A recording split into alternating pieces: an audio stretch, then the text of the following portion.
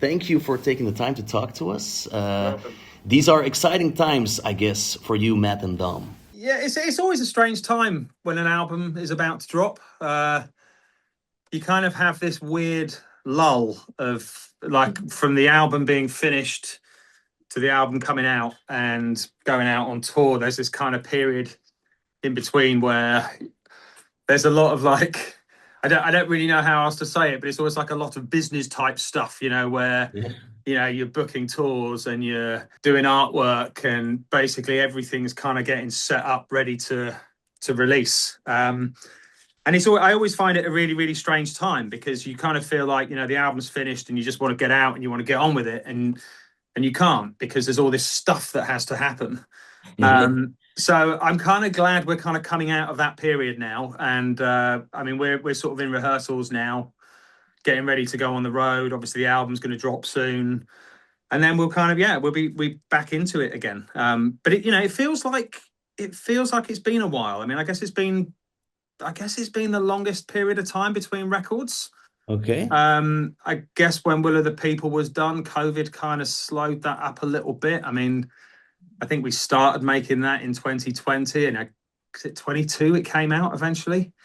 So that album, was done over quite a long period of time.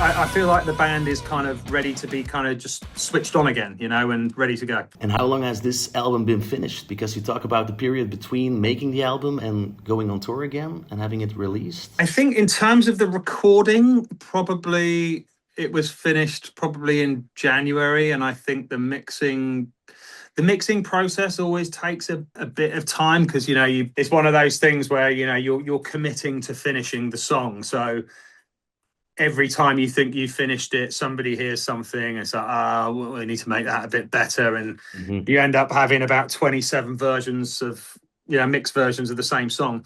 So that process takes a while. But I think that was all kind of wrapped up in March. So yeah, sort of between March and now, it's all just been, I've done a few music videos and, just kind of planning out the next few years, I guess, is what has basically been going on. So, but I mean, we started recording back in, I think it was April last year. In fact, it was earlier than that because we did Unraveling before that.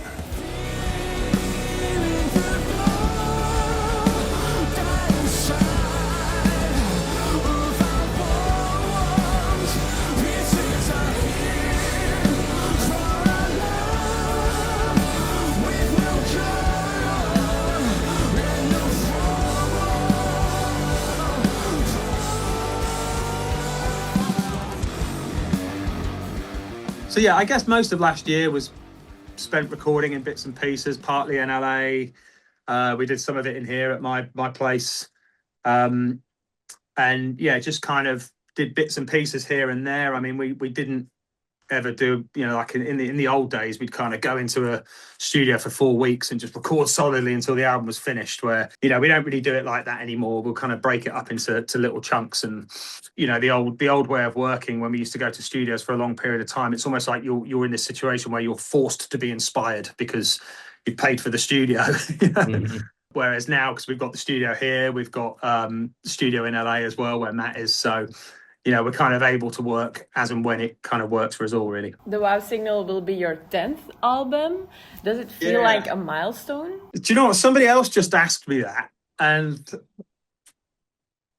it doesn't really. It sort of is just another number, I guess. I mean, I think it is weird because, I mean, somebody said to me a couple of weeks ago how many albums you've done now. And I like had to count, I'm like, we've got to that point where it's so many. I guess not that many bands get to 10 albums anymore. And yeah, I don't think the number 10 particularly means anything. I mean, I think that this album, I think it's a good album. I think, we're all proud of it. I think that you know, in a way, it was nice that the way that we made this record, we were able to be together a lot more than we were on the previous record because of COVID. You know, COVID caused a lot of problems.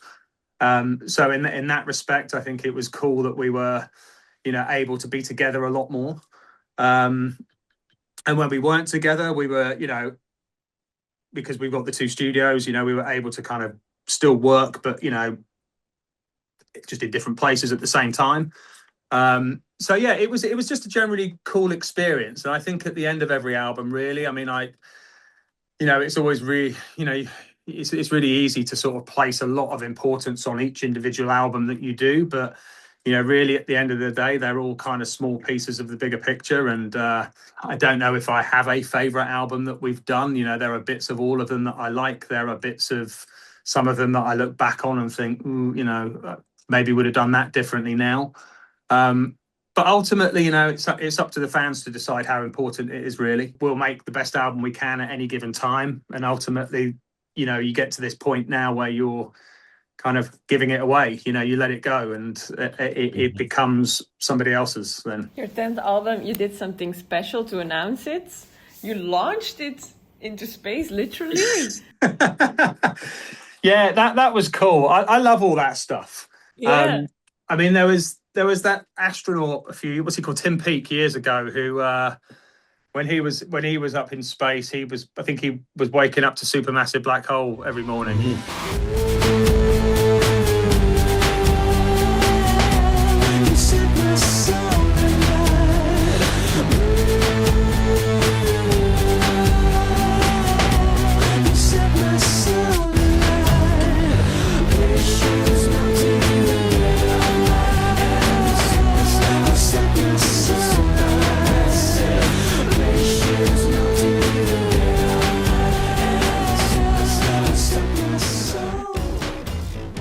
I love all of that. I think there's something really cool about knowing that your music is being played in space, and you know, and I think it's always been quite a present theme in the band. You know, even in the way the music sounds, there's always been this sort of spacey element to it. You know, so it kind of felt like an appropriate way to launch it. That's for sure. Space and science fiction, etc., is really a recurring theme in your music.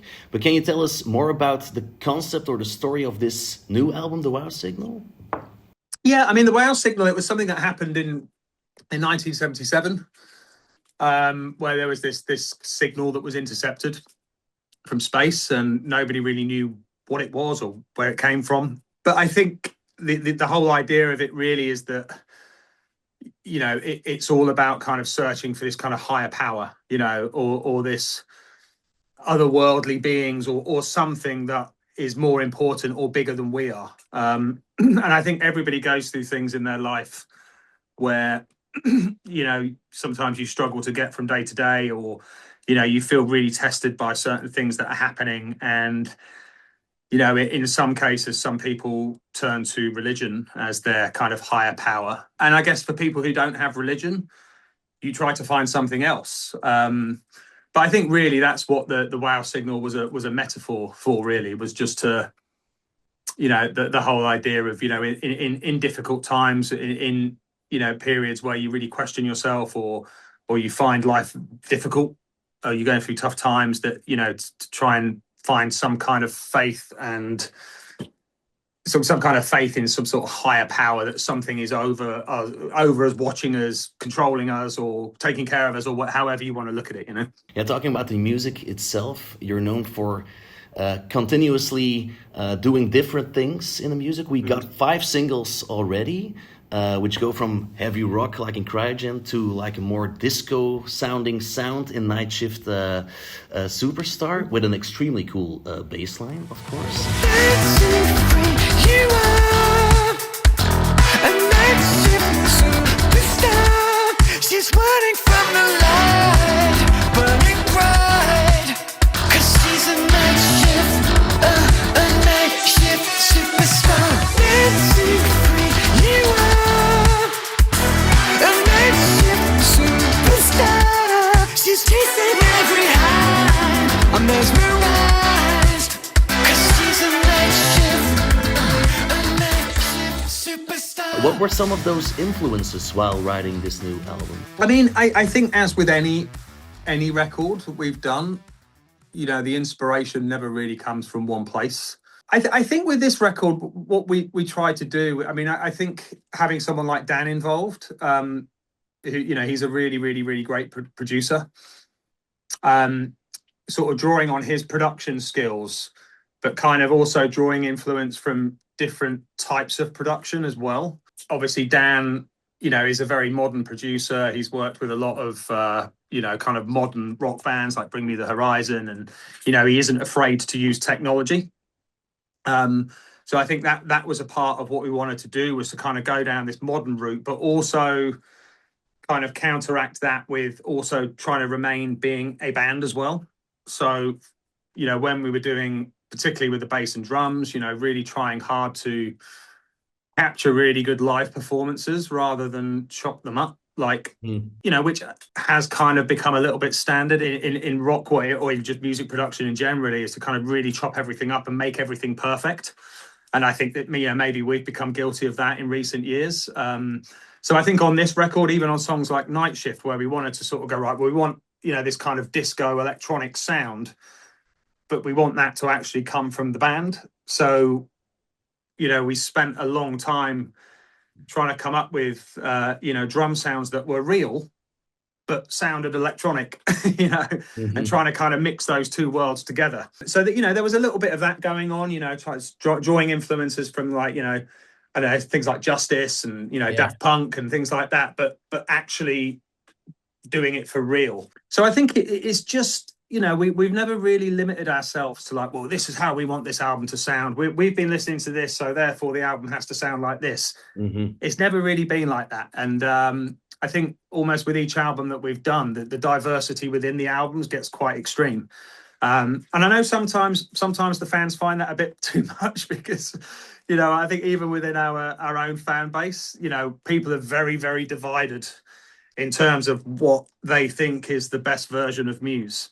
But I guess that's kind of what keeps it interesting, because people never really quite know what to expect from us, you know. In a few weeks, you will be getting to show it to people live, because you'll go on tour in North America. Are you excited to go on tour? Are you ready? I'm not ready yet, no. It's always a weird feeling, like when you've not been on tour for a while. And it was strange. We did a gig in Brixton Academy back in February, and we did about a week's worth of rehearsal, maybe a little bit more actually, just for this one show. And then we did the show, and it was like, shit, like we're not playing now for 4 months. Like I feel like we've just got, and I was really nervous before that show. And I think there's always this thing that happens. The longer the gaps are between gigs, the more nervous you get. And maybe as you get a bit older as well, I don't know, like I've noticed it every time coming back, it feels more and more daunting. And yeah, I mean, at the moment, I'm just kind of thinking to myself, yeah, I've got to play Night Shift Superstar live every night. I'm going to have to, I need to practice that a little bit. We don't want to give you any more stress. But it's always fine. It's always like that, you know. I mean, I can remember when we did Absolution, and you know, I can remember like songs like Hysteria and Stockholm Syndrome, which, you know, from a personal point of view, I found those songs quite challenging to play. And, you know, it's one thing doing it in the studio, because you can say, oh, well, I record the verse and then I'll have a little rest and then I'll do that bit. And then you know, obviously you can't do that when you're playing live. So all of these things. And then you couple that with, well, there's production stuff that needs to be dealt with as well. And also just the, you know, the change of kind of routine of kind of being at home for a long period of time and then going to live on the road for 2 months. It's all quite an adjustment. And I think there are adjustments that, you know, when we were in our early 20s, we practically lived on the road. But it's always fine, you know. You get in the rehearsals and you get on the road, and, you know, within a few days you feel like you never left, and it all feels very, very normal again. And, you know, I think that we have faith in ourselves as a live band. I think it is a large part of what we've built our career on. And it is exciting to go out and play new songs. You know, when you go out on tour, you know, you do sort of feel towards the end of a tour that the kind of routine of, you know, playing a similar set list every night, you kind of get to a point where you feel like you want to bring something new in. So yeah, it's cool. I mean, we're not going to play all of the new songs straight off the bat, but there will be a heavy chunk of them in there. And I think as the tour progresses, we'll sort of start adding more and more songs, obviously after the album's out. And yeah, it's going to be good. I think it's going to be a good tour. When will we be experiencing new songs in Europe and Belgium more specifically?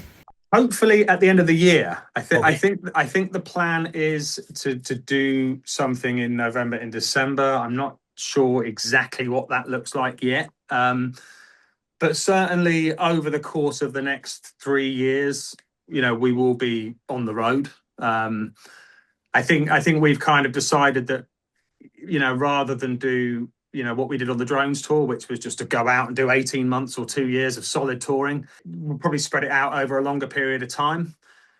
So there'll be like intense chunks and then breaks and then another intense chunk, but it will be over a 3 or 4 year period of time rather than doing everything within 18 months, because I feel like that way then it kind of keeps us fresh. You know, no matter how much you love playing live, when you've been on tour for 18 months, you get towards the end of it, and just things like, you know, you miss home, you miss your kids, all of that kind of stuff. So I think we're sort of just trying to plan things out in a way that kind of makes it so that everybody loves being on tour all the time. Because I think it is important when you're on stage. I think people know when you're not enjoying it. You know? Yeah. I don't think I ever want to not enjoy it, you know. And I think I could speak for Matt and Don when I say that as well, is that, you know, we love playing live, but also we all have personal lives as well. So you have to kind of balance those things out a little bit. Thank you so much, Chris, and good luck on tour and with the World Cup. Cool. Thanks, mate. You too. Thanks a lot.